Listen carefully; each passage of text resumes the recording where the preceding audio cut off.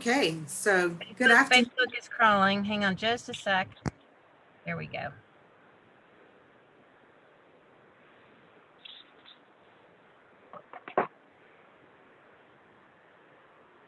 It does not want to cooperate. Hang on just a sec. All right. We are underway. Okay, well, good. Good afternoon, everyone. Thanks again, Sierra Robinson. Thanks again for hosting Birmingham Speaks. We really are appreciating this platform and this opportunity for so many professionals to come together on this very afternoon. This is our third session, but I am looking forward to today's session. We have Dr. Hood, who will be our moderator on today, and listen to what we're talking about today. It's very interesting for us to be in this time. The question was asked in week one, is this a session, or is this a moment, or is this a movement? Let's make this a movement once and for all. I think this is what's been important about these topics. We get to have some very uncomfortable conversations while we all get comfortable again. So Dr. Anthony C. Hood is the Director of Civic Innovation in the Office of the President at UAB, as well as an Associate Professor of Management in Collette School of Business at UAB.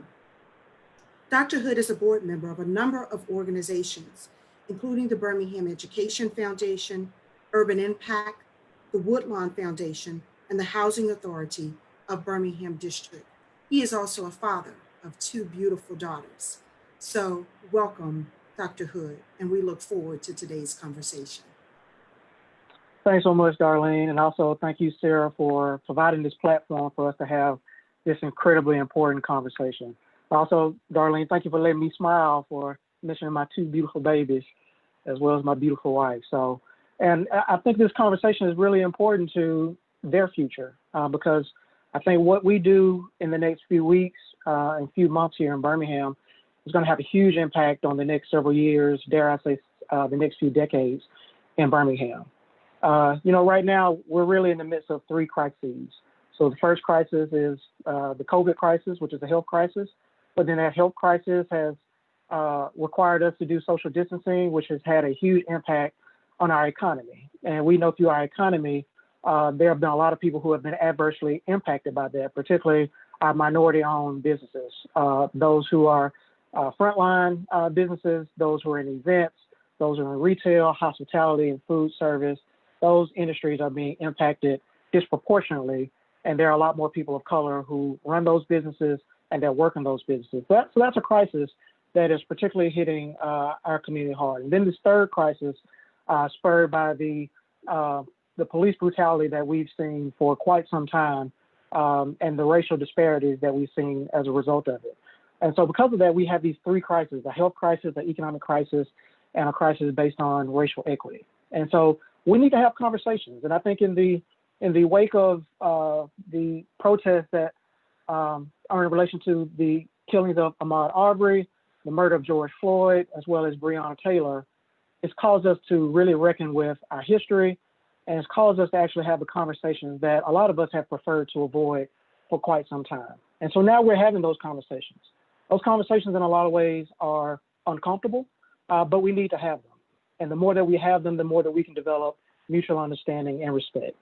So I am so excited to have my colleagues here that are going to be having this conversation with me. I'm going to let them introduce themselves one by one, and then we're going to jump into it. And I'm hoping that through this conversation, not only will we unearth some of the challenges, but also opportunities, as well as maybe potential solutions that we can pursue here in Birmingham, but not just in Birmingham, but across the state and even across the country. Because what happened here in the 1960s changed the world. Dr. King referred to Birmingham as the most thoroughly segregated place in America. We have an opportunity to become the most thoroughly inclusive community in America. And so what we do in the next few weeks and few months, I think, can put us on the road to that. So with that, I will start by my sister, Selena Rogers Dickinson, and I'll let her introduce herself and the work that she's doing in the Birmingham community. my fellow Ram, Mr. Hood. Hey everyone. Again, my name is Selena Rogers Dickerson, and I'm the owner of Sarcor, which is an engineering firm. We focus on civil and transportation engineering. I also own a firm called Selene, named after the Greek Titan Selene. And in that firm, we concentrate on diversity and diversity management. I'm a native of Birmingham. I grew up in Raleigh, uh, moved over to East Birmingham in the Eastwood, Irondale area. And I'm a mom, I'm a wife. I have an awesome team that work with me at Sarcor, made of some extraordinary engineers and inspectors. Um, what else? I'm a graduate of Ramsey, a graduate of Tennessee State, and I serve on several boards here in the city. I do like to think of myself as being a servant leader. And thank you all for the opportunity to be able to just be a part of this movement. Awesome. Thanks, Elena. Meredith, you will introduce yourself. Hey, good afternoon, everyone. I'm Meredith Calhoun. I too am super excited to be here and part of this conversation. So I appreciate Darlene and Sarah and you, Dr. Hood, for agreeing to be here with us today. I'm a lifelong Birmingham resident. I'm non-generational. I think that's worth noting. My family came here from Michigan in the mid-70s, and I've been a Birmingham resident throughout my entire professional career. My professional career has been for only 2 companies that I worked for, 25 years working in Birmingham alongside entrepreneurs, worth noting simply because I've been in the small business ecosystem in Birmingham more so than the large corporate or institutional ecosystem, who as I believe have a pretty big impact on the topics that we're speaking about today. Let's see here. I left a successful career in commercial real estate, about a 15 year career with a company called Corporate Realty that was, my work was focused in the redevelopment of our city center. And that was my attraction to getting into that line of work, is being a part of seeing Birmingham reach its full potential as a city and as a region. And I left that in 2018 to start PracticeWorks. And PracticeWorks is a shared workspace for wellness professionals in the Avondale area. And we turned 1 in April in quarantine. But the reason that I started this was not just to help solve problems for these solo practitioners around inflexibility of real estate. It really was to hope to help the solo practitioners solve some much bigger problems about what it means to be in business for yourself in Birmingham. And boy, nothing like the issues that we're facing today to really highlight their vulnerability as professionals. That's it, yeah. All right. Thanks, Meredith. You're welcome. My brother, Mike Kemp, the man who needs no introduction. Know about that, man. Hey, thank you, Dr. Hood. I'm excited to be a part of this group, part of this conversation.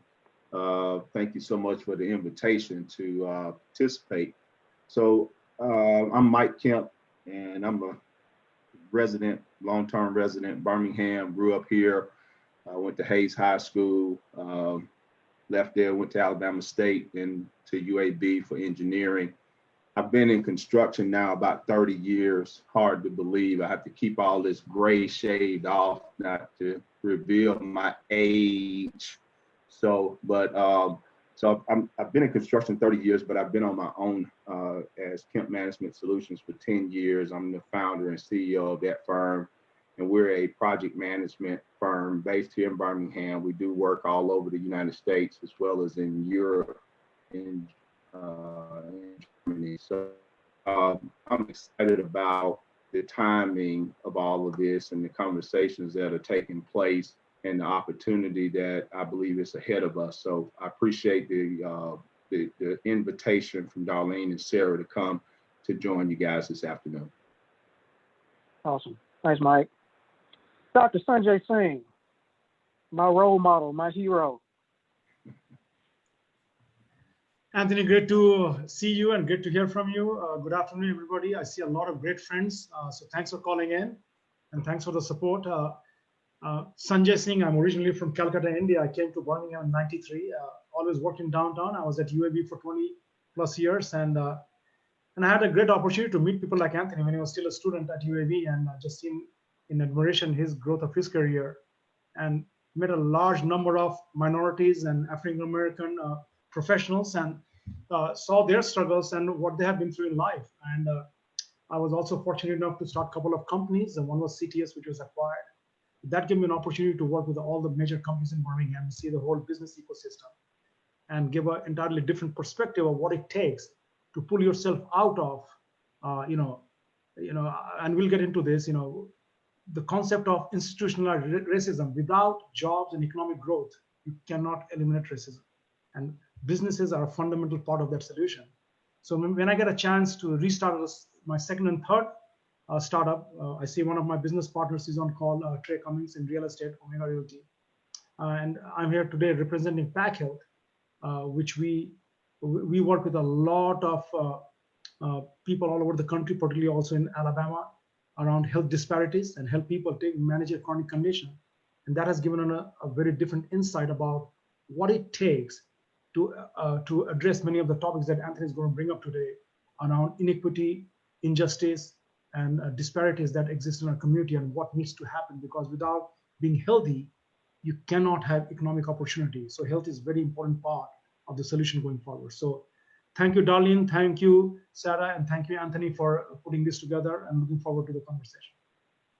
Awesome. So Sanjay, let's stay with you since we're here. So, from where you sit, like you had a very successful run with CTS. That was a successful exit.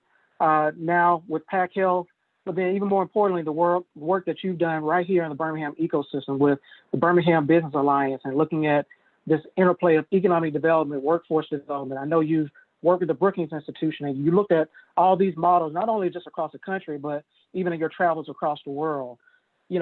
What do you see as the biggest vulnerabilities, but also the opportunities that we have here in Birmingham in order for us to either take that next step or be in a place 10, 15, 20 years from now where we have no corporations left, the economy is struggling, and the people are struggling as a result of it?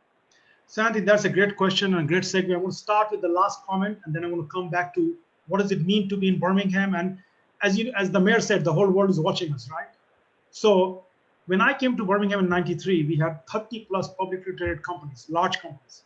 Now we have less than 10. Most of these companies are gone. So we had a large number of large companies, which has been replaced by a whole lot of smaller and medium-sized companies. And if these small and innovative companies, we as a community don't get behind them, they'll not go to the next level. They'll not create the jobs that is required. They're not going to hire the minorities and African Americans and people of color who need those jobs to get them out of the economic poverty, and then the cycle just continues, right? So it is upon us to ensure that we as a community create a role model of what happens when you have an economic hole. Anthony, I've told you many times, and as we have discussed this in many of the conversation, without UAB, Birmingham is finished. So we cannot just be dependent upon one large company for our future. So our opportunity today is, what do we do to work with small and medium-sized startups, things that Meredith was talking about, and Serena's company, and areas that Mike has worked, and create an opportunity for their success. Coming back to what happens if we don't do it right. All of us on this call always struggle when we are competing with larger companies that we are from Birmingham. Being from Birmingham automatically puts you on a handicap in a national conversation. So as it is, we have to fight that stigma. Anything that we do today, positive, negative, is magnified 10 times over national, right? It may be worse other parts, but being from Birmingham, so that burden is always on our shoulder. So Anthony, as we all discussed, we have to do the right things, and we need to have the right conversations. On the plus side, the opportunity that is in front of us is we have accepted our role. We have accepted our past. I tell people Birmingham today is a safe zone where we can have discussions around racism, police brutality, and every other form of inequity globally. Coming as an immigrant from India, I tell everybody, and we discuss this with the immigrant community, If it was not for the sacrifices of the African Americans in Birmingham, Alabama, there'll be no immigrant community in the United States today. The role model of the civil rights movement that started in Birmingham is a role model for all the movements globally.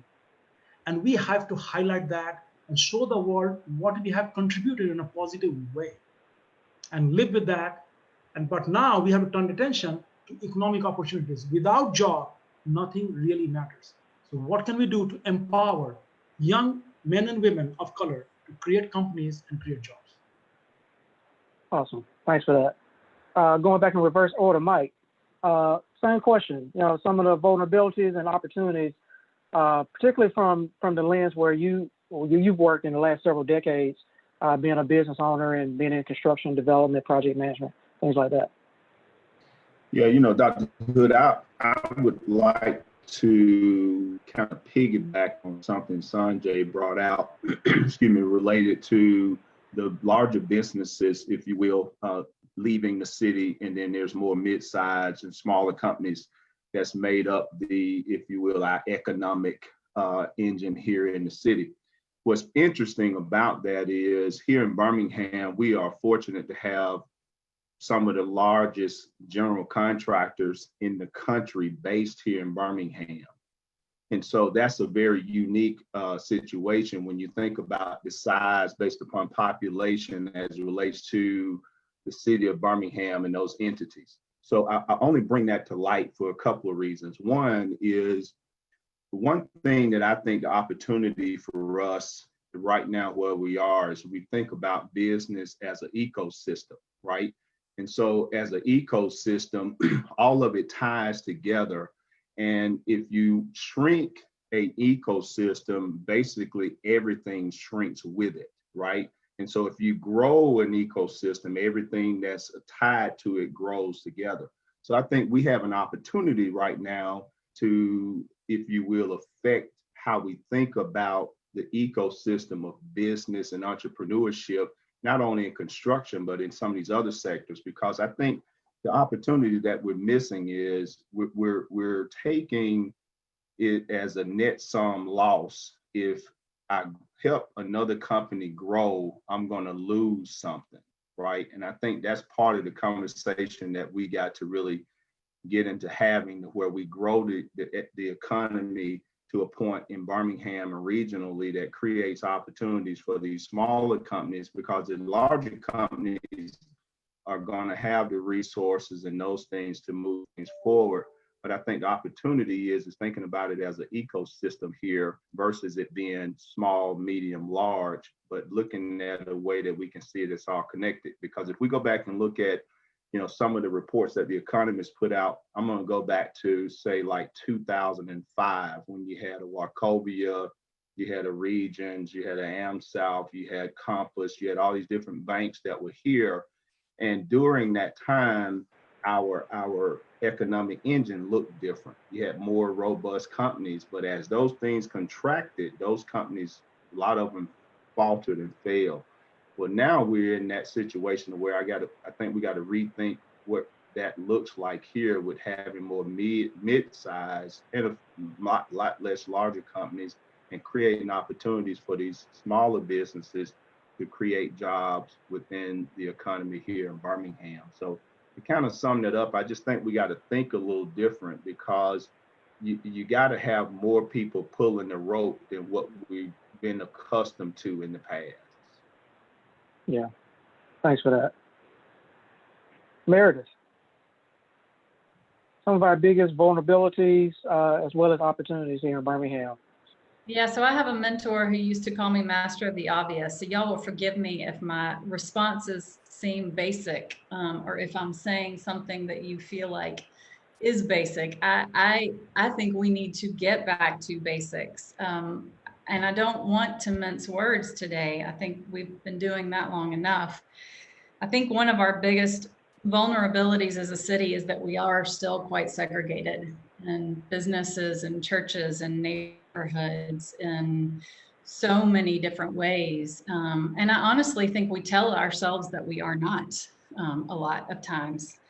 So it's a human condition of vulnerability that I see that we have, that it's just plain easier to relate to people who look like us, have the same upbringing as us, go to the same schools, our kids go to school together, live in the same neighborhoods as us, right? And so I think that knowing who is in power in this city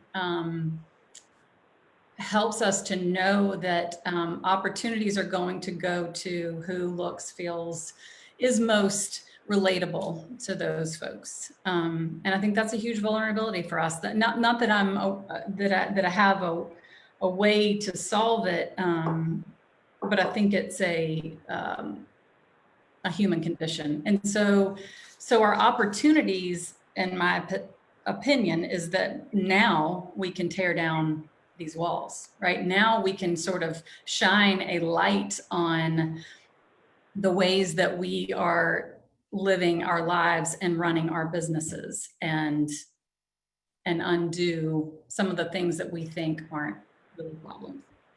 All right, let's stay there. How do we do that, Meredith? Okay, so we get uncomfortable. We get real uncomfortable. So I want to say today to business owners and everyone on this call, if you haven't spent significant periods of time in a really uncomfortable place, like ready to jump out of your own skin, you're not doing it right now. So it is about being intentionally uncomfortable to find new ways to do it. Completely new ways of operating your business, of interacting with your social circles, of approaching your vendors, your employees.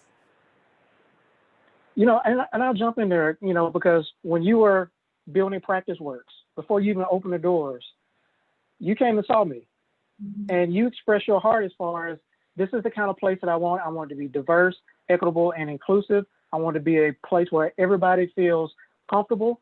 And you was like, hey, connect me to some other people. And I think those are the kind of conversations that we need to have. Is, I know that my network, you know, tends to reflect who I am and my background, but how can I connect with somebody that's not like me and then tap into their networks? And so I applaud you for doing that when you are just even in the beginning stages of building your business. We need to do more of that.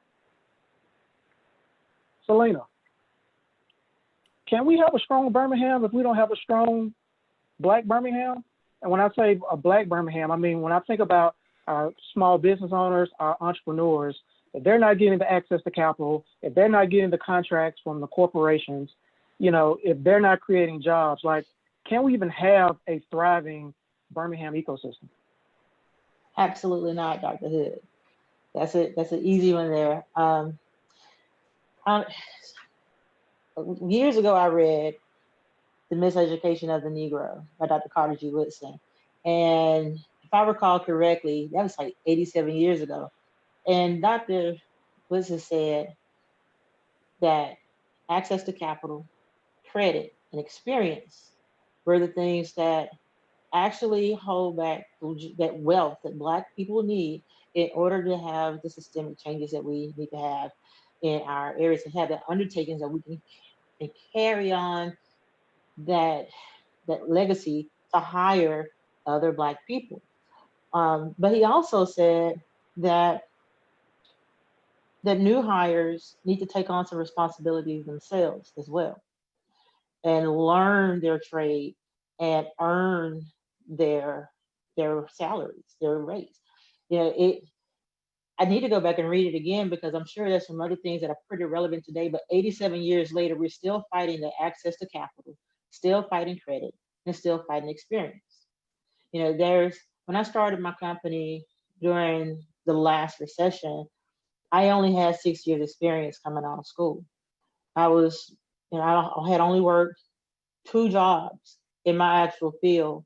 And I figured I could become a water walker. I can either look for a job or look for a contract.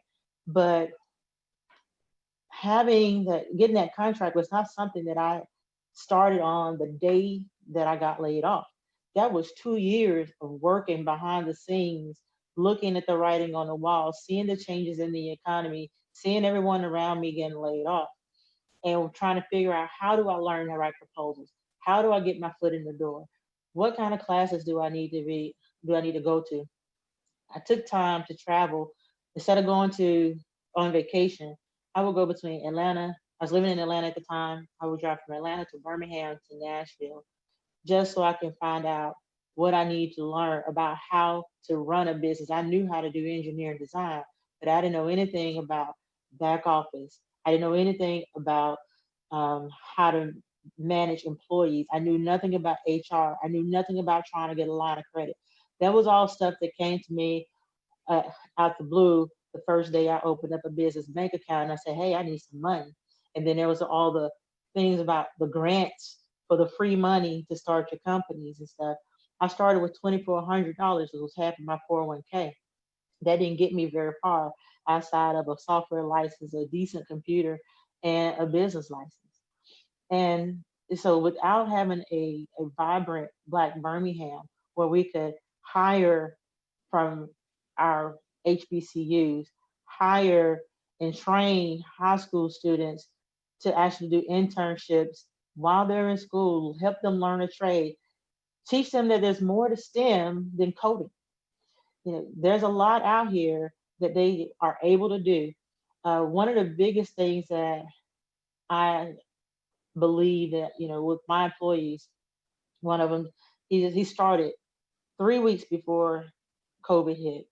And he's a graduate of Alabama A&M. And he told me that he wanted, he recently told me, he said, I want to have my own company. I said, well, what are you willing to learn to do? Now, I could show you how to do it. I could show you everything that you need to learn. And I didn't look at it as a sense of, I'm trying to groom my competition. No, I'm trying to groom help.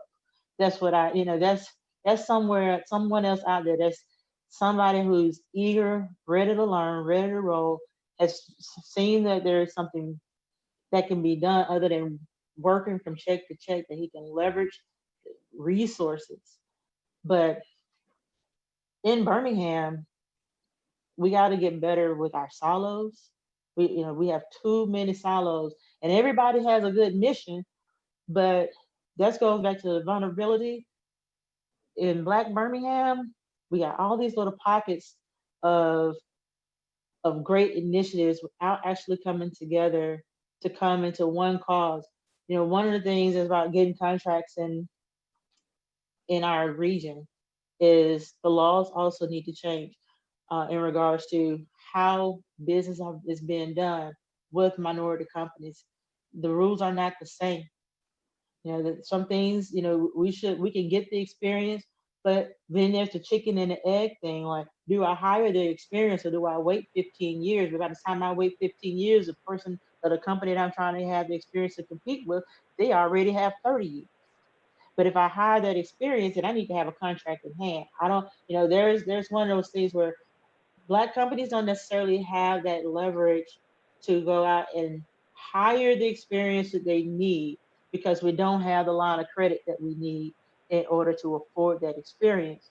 But then if we don't have that person or people or that team that's as robust as the person behind the desk says that we need to have, then we're at a loss, because now we don't qualify for the contract. And we have to have a person without the money to pay them. But if we don't have the person and the money to pay them, we can't get the contract. So it's like, how do you level that? And, there's so many things that can be done. But part of that initially is there's the silos coming together. Get with, some of the banking programs at our local banks, work with those local banks, but without having that vibrancy of being able to hire other people, give them livable wages, and give them some hope, it's very difficult to have a vibrant Birmingham if we can't hire our own people. That's so good, Selena. I'm gonna come back to you because I think you bring an interesting perspective, being a woman-owned business, being a Black woman-owned business, and being a woman in an engineering field, which is typically very male-dominated. So I would love to hear more about your perspectives and the challenges and what you like to see change so that other women, other people of color, and particularly the intersection of women and particularly Black women in male-dominated industries, what you guys need to thrive. Mike and Sanjay, I know you guys are probably chomping at the bit to piggyback on some of the things that Selena has mentioned. So either one of you guys, go ahead and jump in. Mike, you want to go first, or you would like me to say a few No, words? you go ahead, Sanjay.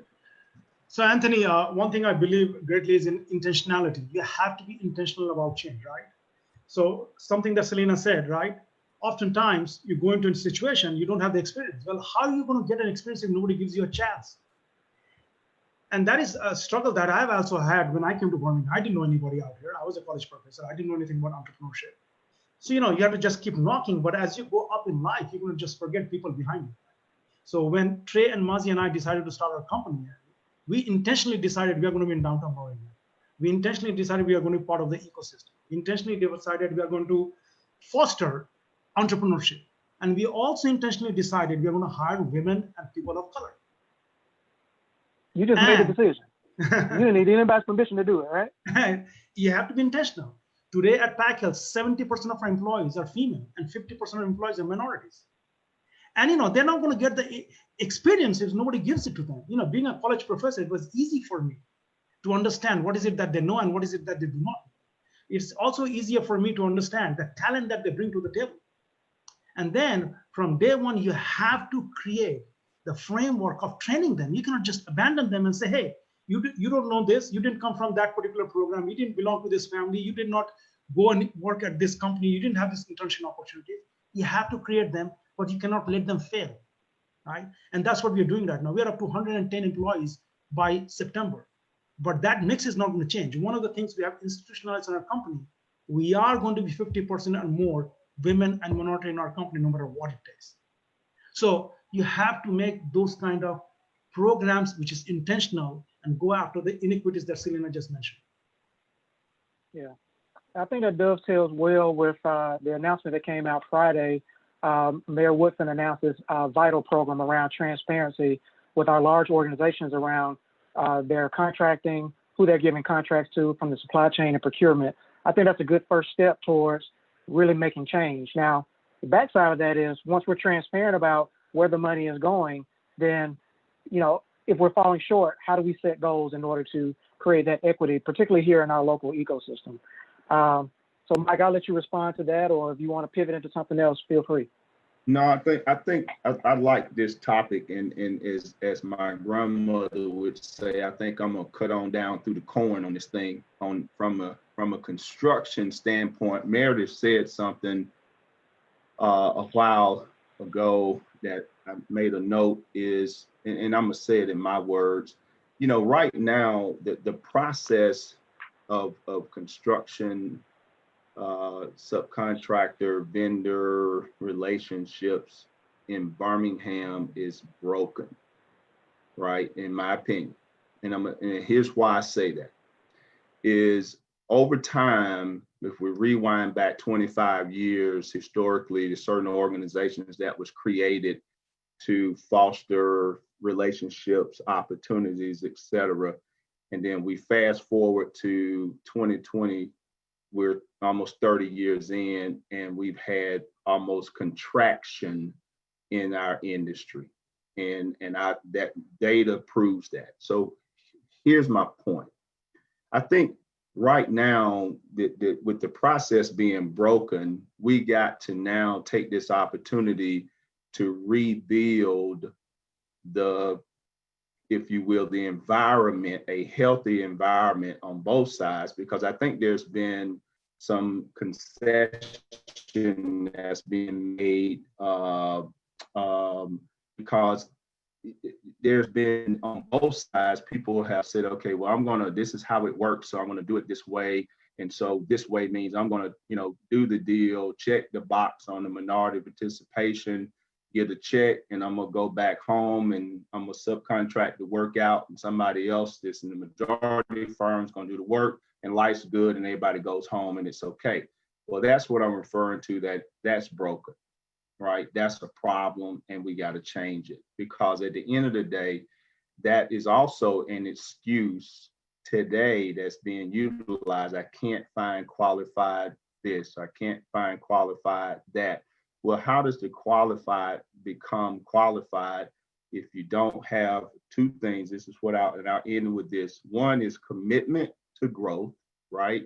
Because you got to have the entities that can basically attach themselves, whether it's individuals or companies, to these entities and say, okay, I'm committed because I value you and your company and what you're about as minority, woman, etc., to see a commitment and attach myself. And the second thing is it's got to be sustained over time, right? What we're talking about is a 10-year issue at a minimum, right? Because right now where we are, if we take a snapshot in time, all we're doing is walking around the milk that's on the ground and talking about it. Oh, the milk's on the ground. Well, yeah, it's on the ground. We're gonna get it up. What we're gonna do about it? Because I think that's what's exciting to me about this conversation is that the milk's been on the ground. It's just everybody's gotten used to walking over it, right? And so now we're having to really focus on what is it going to take to get it up and move it forward, because now we're in a place where we got to have a commitment, one, to change what's broken. First of all, admit that it's broken, right? And then have a commitment to change what's broken, and then have a commitment to be a sustained engagement over time, where it's not just, well, I did my part. Because when I think back, and I won't, get into names, but when I think back of entities and companies that are majority owned, when I started my career and look at them where they are today, there was investments made in those companies and those individuals over time that caused them to have the opportunity to grow to where they are today.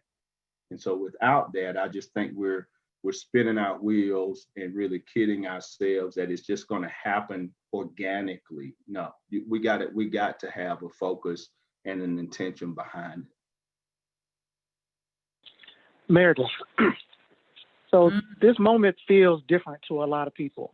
In the wake of the George Floyd murder, he was killed saying, "I can't breathe." I don't know why that was different from Eric Garner, also being choked to death by police, saying, "I can't breathe." But this time it was different. We've seen all these diversity statements that organizations have made. And it seems like the response from a lot of people range from pure skepticism to cautious optimism that we are actually going to make a change this time. So how do you feel? Like, do you feel this time is different? Do you feel like we actually are going to turn the corner? And I know that's a tough question, but how are you feeling? What are the conversations in your networks? All right, so I'm going to start with I'm optimistic because I make a conscious decision every day to be optimistic. That would be one reason. Does this feel different? I mean, sure, on a national level, for sure it feels different, but I want to pick up to answer this question with something that Mike just said, because we are from the same world or network.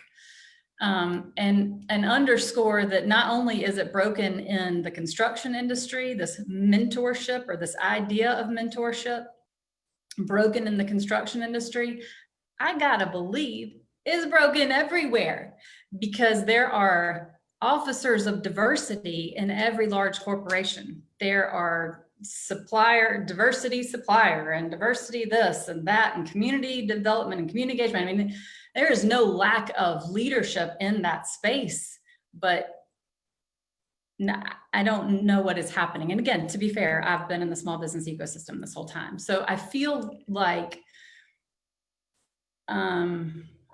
we have an opportunity for it to be different this time. And I feel like our large corporations and institutions are going to be the true impact makers right now. And mentorship is a space that I think is key. Okay, so I hear a lot of people saying opening doors. We need to open more doors for people. Okay, that's not enough. We need to open doors. We need to take their hand. We need to pull them through the door. We need to teach them what to do when they get to the other side of the door. We need to sit with them at the table. We need to bring them to the table with us. We need to pick them up when they fall, because they are going to fall. We need to ask their opinion. We need to seek out when, you know, they come up with a different idea of ours, we need to applaud that and understand it, not just listen to it and say, oh, that's nice. Okay, that's cool. But we need to understand the perspective, right?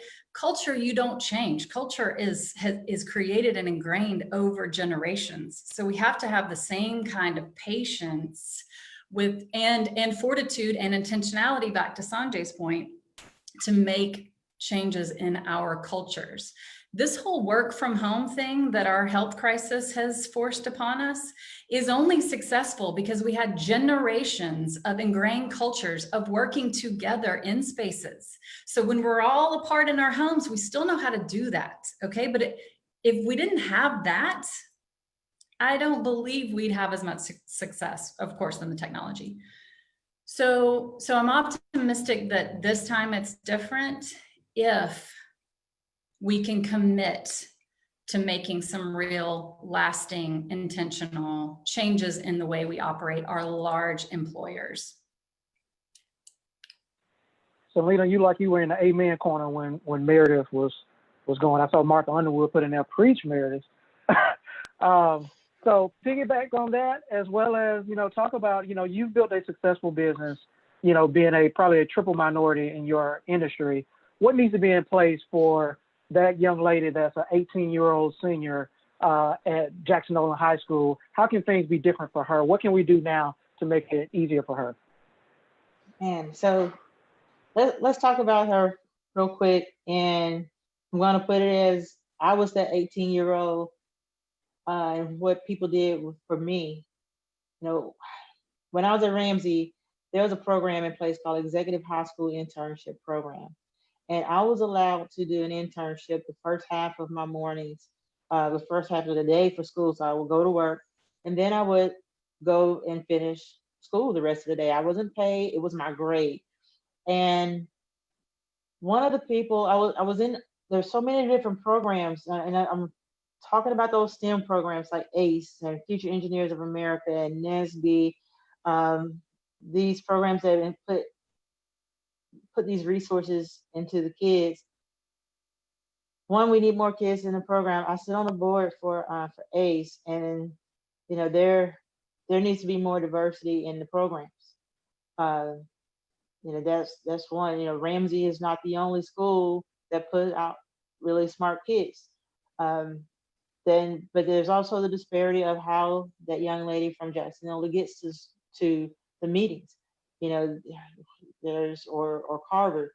I know Carver has a lot of programs that they've been working on as well to embrace students and young women who want to be involved in STEM.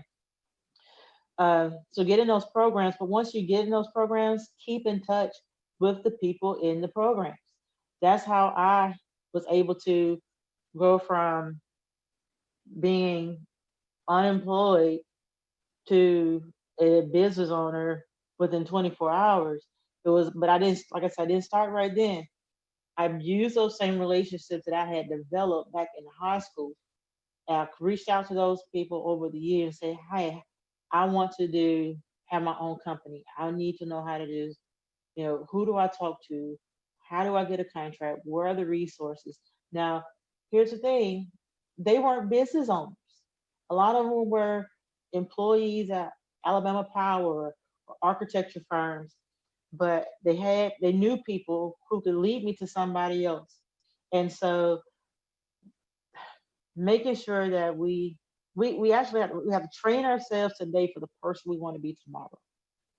And so that young lady at JO who wants to be an engineer should reach out to people like myself, like Latrice Slade, like Chandra Absenia, like, you know, there's so many, there are not a lot of us, but there's enough of us here who will be willing to help out and steer her along that path.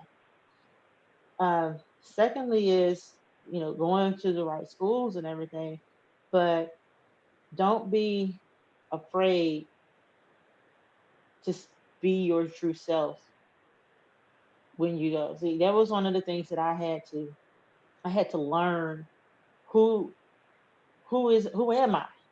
I wrote an article for the BBJ recently, and in that article I said, You know, I be great but not too great. Be humble but not too humble. And who can I be? You know, there's so many when I'm sitting in the room and I might be the only Black woman, I might be the only woman. Um, and sometimes sometimes it's really encouraging, like, man, I wish my grandmothers could see me now, because they've planted seeds in me to say, you can do this regardless of your circumstances. You are resilient. I went through some stuff in my life that I had to literally pick myself back up off the ground and make it and have a will to live. And so when I sit across those tables sometimes and it might get tough, I say, you've already gone through the tough time. You can make it through this tough time now. You have the will to live. You can make it through now. God has ordered your steps to get from where you were to where you are today. And this is not something to take lightly when I'm in those meetings. Other times, I'm not going to say it's always easy, but there's so many people, I didn't get my first shot in my business from a Black man. There was 2 white men who showed me the way. They showed me exactly what Meredith just said. They pulled me in. They told me how to write the proposals. They told me how I get the certifications for Aldon. They told me who I need to talk to. They showed me how to write the estimates. They told me these are the steps that you need to take. And there are not enough people out there like them. But there are also those who will do some things to try to undercut you. You have to make sure you watch your back. And so you're wearing a lot of hats, because you have to, I've been told that I was the belligerent Black woman because I did not allow someone to yell at me and berate me, because I've earned everything that I have accomplished. It wasn't given to me. I had to work my butt off. That means I had to have credit. It means I had to have capital. It means I had to have the experience. And it's hard to come by when you don't have a whole lot of other resources. Like I told you, I started with $2,400. And so that was in 2010. And to get to that point, I would, if I could recommend some books to that young lady that said JO, I would say read The Dream Giver by Bruce Wilkerson, and read A Better Way to Live by Og Mandino, and read Who Moved My Cheese. There are things out there to start programming yourself, programming your subconscious. If for those who are Christians, stay in your faith, walk that course, walk your path, and walk the light that God has ordained, because it's not going to get any easier. Now, this is a time where I would think that we can have systemic change, but when I was asked to write that quote for the BBJ, I hesitated, y'all. I was like, no, I can't do this. I gotta just be silent. But if I had been silent, I would have been doing a disservice for my daughter. I'm not doing something to change things for her 15 years from now, when she might be the only Black person in the room. It's not the easiest task, but it's every bit worth it. Every bit of it is worth it. And with the programs that are out there for kids, if there's someone on here who knows a child who wants to get into engineering, feel free to email me. If I know the resource, I will point them in the right direction. My email is info@sarcorllc.com. That's the best way to get in touch with me, because otherwise I might be caught up in 73 text messages. But we'll make sure that everybody has their contact info for everybody. Yeah. So thank you for that. Thank you for that. So we got about a little less than 10 minutes left. So I want to give you all an opportunity for final comments, particularly thinking about solutions and the way forward. So we'll start with you, Meredith. What do you think are solutions and our path forward? And I think you mentioned some of those things, but put a bow on it.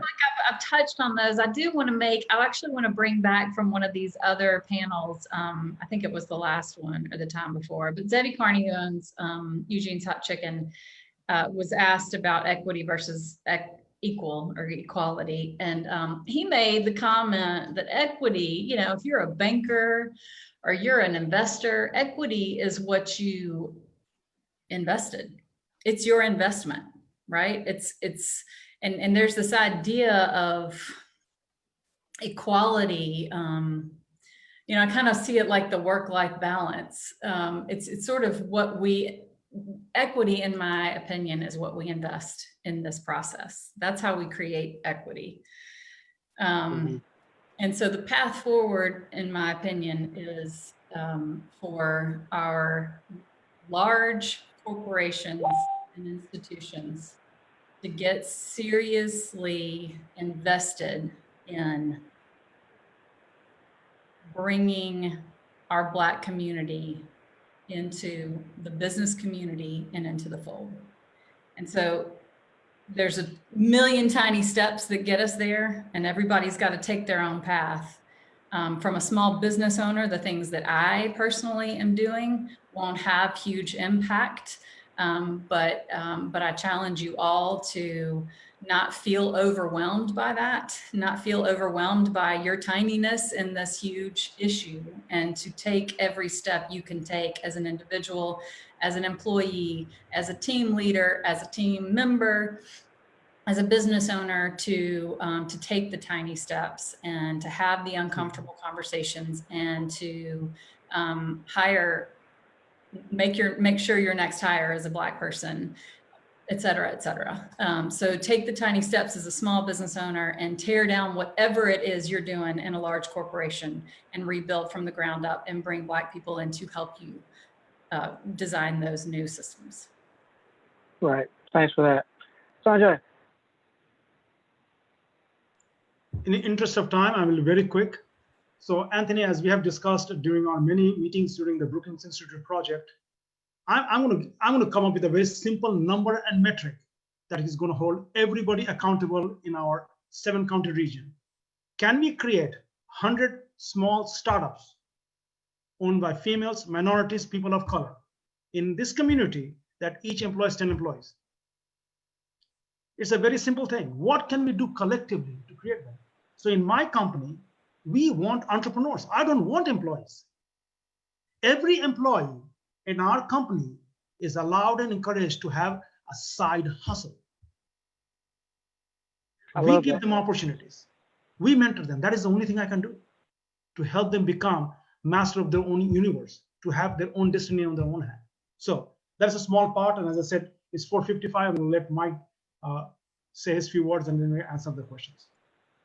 All right. Bring us home, Mike. You get the last word. I don't know how that worked out. So I'm going to piggyback off of where Meredith was and her thoughts, Selena and Sanjay. Is very simple to me in the sense of the path forward. A lot of things that we've all talked about are standard practices, holding people's hands, teaching them the experiences, showing them the ropes, giving them exposure, giving them resources. That's not unique to any race, color, creed. That is best practice as it relates to relationships, because we can all say that I had someone that mentored me to bring me to where I am today, regardless of color. You know, I think those things being applied. And lastly, I would also say on the corporate side, you know, being in business, I've been in business a while now. I think that's an important piece for corporate America, corporate community here in Birmingham, to really lean into this discussion and be a part of the way forward. And my thing that I'm carrying the banner on, and any of you that's been around me in your time recently, I've got it in 3 categories: recruitment, development, and entrepreneurship. The recruitment and development is internal to the corporation itself. They're going to recruit diversity. They're intentional about it. They're going to have development as they get those individuals into their organizations. And then ultimately, externally is entrepreneurship, where they're getting behind these companies and putting win in their sales. If it's the 100, startups that's got 10 employees, those kind of things. So it's an internal and external commitment with the scorecard. I think if we can't measure, whatever you don't measure is most likely not going to happen. So I think as we move forward, we're looking at metrics, trying to create the framework where we can bring people into the fold, where we can have meaningful discussions that we can refer back to and say, hey, we all agreed to do X and X has not happened. What do we need to do to rectify where we are today? So I'll end it with that and just say, from my standpoint, I think corporate's got to step up to the plate this time and be intentional about looking internal within their organizations and external in the sense of supporting those entities that are here in our city to increase our ecosystem and make it more robust. I love that. Development, recruitment, entrepreneurship. Were those the three things that you mentioned? Yes, sir. I love it. The way my brain works, I'm an assembly line kind of guy. Recruitment, you got to start from the education, tying it back, bringing them into the organization. That's the next step. And then as they're developed, some of them may become entrepreneurs, some of them may not. But then we go external to that individual that had the courage to step out, he or she, and start their own business. And you connect all those things, because I just think it creates a pipeline that's more sustainable over time. I love that. And all that's supported by transparency and accountability. Thank y'all so much for participating in this conversation. I couldn't have had a better panel for this conversation around race, equity, and our path forward. So again, Sarah Robinson, thank you for the opportunity through Birmingham Speaks for us to have this dialogue. I'll pitch it back over to Darlene Wilson, who will tell you about next week's panel. So just a big thank you, first and foremost, to Dr. Anthony Hood for facilitating an amazing panel. I mean, I have enjoyed this conversation so much. And the takeaway today is that we have more work to do, and we continue to have more work to do, and that these conversations are more important than ever now, that we get to peel the layers of these onions back, really execute on a plan that levels the playing field as we all continue to move forward. And I think that's having everyone's best interest at heart. As I continue to say each and every week, that peace, liberty, justice, equity, equality is for all people and not for some. And our work is still yet to be done if that cannot be realized for all people. So looking forward, again, to you all joining us next week. We will have a panel of all females next week, looking forward to hearing their perspective on race, equity, and the path forward. Again, as these discussions continue to be very important, not only for the city of Birmingham, our state, but this entire country, as again, our mayor says, the world is watching us. So good evening to everyone. Big thank you again to our panel. See you all next week. We will send out more information of how to register for our Zoom discussion next week. To all a wonderful evening, and may peace be with all. Have a good evening. Thanks.